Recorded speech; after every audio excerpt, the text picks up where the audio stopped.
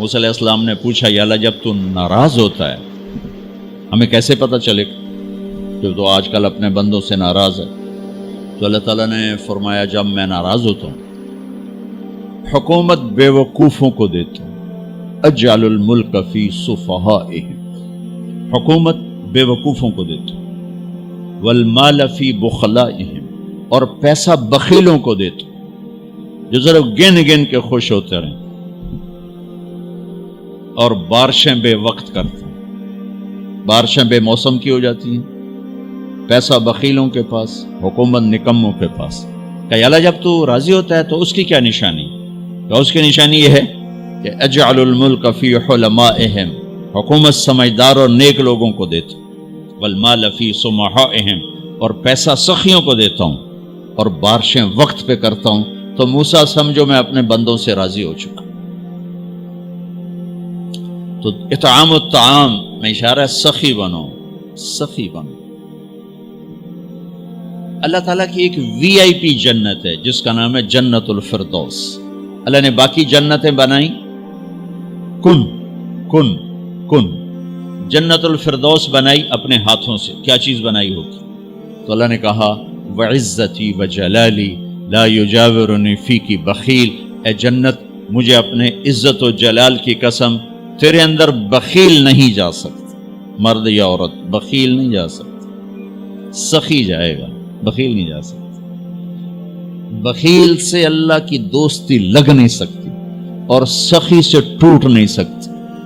شیطان کہتا ہے میں عبادت گزار اور بخیل ہو تو مجھے کوئی ڈر نہیں لگتا، یہ آپ پہ ہی ماریا جائے گا، یہ کہتے ہیں آپ پہ جا بیٹھانا ہے، یہ جو پیسے کی کشش ہے اس کو مار دے گی۔ اور نافرمان سخی سے ڈرتا رہتا ہوں کہ پتہ نہیں کب بخشا جائے، پتہ نہیں کب بخشا جائے، کب سخاوت کو اللہ پسند کر کے چلو پار کرتے۔ اچھا،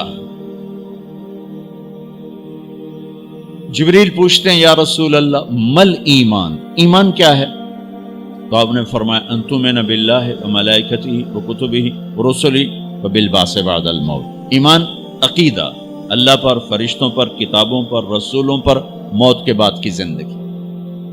یہ مدینے کا سوال ہے۔ اب آخری حج کا سوال ہے یا رسول اللہ مل ایمان۔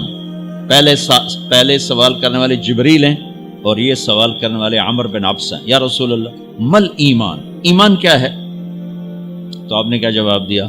الصبر والسماحہ، الصبر والسماحہ۔ اب چھت بتا رہے ہیں کہ ایمان یہ ہے صبر کر اور معاف کر، صبر کر اور معاف کر۔ میرے بھائی بہنوں، میرے رب کی قسم، جیسے یہ ہے نا وجعلنا من الماء كل شيء حي افلا يؤمنون، اللہ نے ہر جاندار کا لازمی جز پانی بنایا۔ پانی نکال دو تو آدمی مر جاتا، ڈی ہائیڈریشن سے موت واقع ہو جاتی۔ ہر جاندار کا لازمی جز پانی، دین کی تمام صفات کا لازمی جز صبر، صبر نکال دو تو سارا دین کچرا بن جاتا، صبر نکال دو۔ تو میرے نبی نے فرمایا ایمان کیا ہے؟ صبر کرو، معاف کرو۔ معاف وہی کرے گا جو صبر کرے گا، جسے صبر نہیں آتا اسے معاف کرنا بھی نہیں آتا۔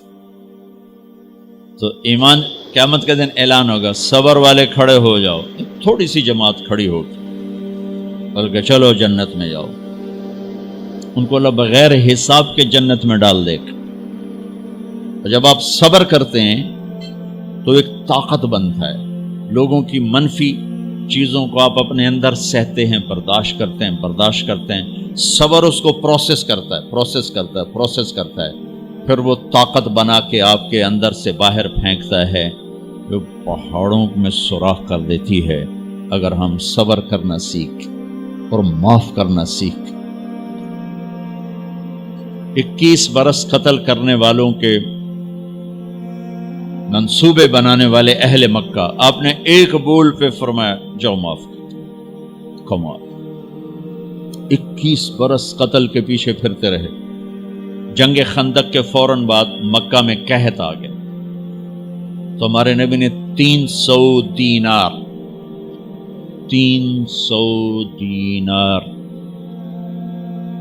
10-15 لاکھ روپیہ بنتا ہے، آپ نے مکے میں ابو سفیان کو بھجوایا جو جنگ خندق کا سالار بن کے آیا تھا. آپ نے کہا مکے والوں میں کہتا ہے ان کو کھانے کھلاؤ میری طرف سے. تو ابو سفیان کہنے لگے واہ محمد تیرے قربان جاؤں، ہم تجھے قتل کرنے کے پیچھے پھر رہے ہیں، تو ہمیں کھانے کھلاتا پھرتا ہے. یہ میرے نبی کے اخلاق ہے، میرے نبی کو معاف کرنا ہے. آپ سوئے ہوئے ہیں، آپ کی تلوار اٹھا کر ایک بدو نے آپ کے پسلی میں ماری، آپ اٹھ کے بیٹھ گئے تو کہنے کا کون بچائے گا، یعنی میں تیار ہو جا. تو آپ نے کہا اللہ. آپ نے کہا اللہ، تو اس کا ہاتھ کانپا اور تلوار گر گئی. تب آپ نے اٹھا لی، آپ نے ایسے سیدھی کی، اب تو بچا، تو بتا تجھے کون بچائے. تو کہنے لگا میں تو ہی بچاونا ہے، اور کہیں بچاونا. تو آپ نے کہا کلمہ پڑھتے ہو؟ کہنے لگا نہیں پڑھتا. اب تو آپ اس کی گردن اڑوا دے، یہ خود ہی اڑا دیتے. جو کہہ رہا میں کلمہ نہیں پڑھتا ہوں. قتل کے ارادے سے آنا ہی اس کے قتل کے لیے کافی تھا. آپ نے فرمایا کلمہ پڑھتے ہو؟ کہنے لگا نہیں. آپ نے کہا جاؤ معاف کر، جاؤ معاف کر. صحابہ کے سامنے جاؤ معاف کر. بھائیو، انسان اور خطا لازمی ہے. اگر معاف کرنا نہ سیکھا تو ہم خود ہی دکھی ہو کے رہ جائیں گے. لوگوں کے زخم بھلا دو، اللہ پہ ڈال دو، اللہ صلہ دے گا، زندگی پرسکون ہو جائے گی.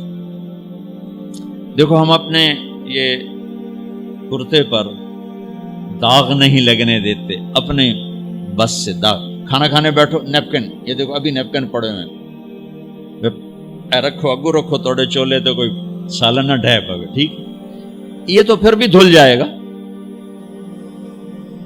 لیکن یہاں داغ لگا، کبھی نفرت کا، کبھی غصے کا، کبھی انتقام کا، کبھی حسد کا، کبھی بغض کا، کبھی کینے کا. انسان سب سے زیادہ اپنی ذات سے محبت کرتا ہے. یہ معمولی سے کپڑے کو داغ سے بچاتے ہو، جو سب سے قیمتی چیز ہے دل جو بادشاہ ہے، اسے بھی تو صاف ستھرا رکھو. جیسے ہم لاکھ زور لگا لیں، ہم کپڑے کو میل سے نہیں بچا سکتے. لاکھ زور لگا لو، لوگوں کے منفی رویے آپ کو توڑے بغیر نہیں چھوڑیں گے.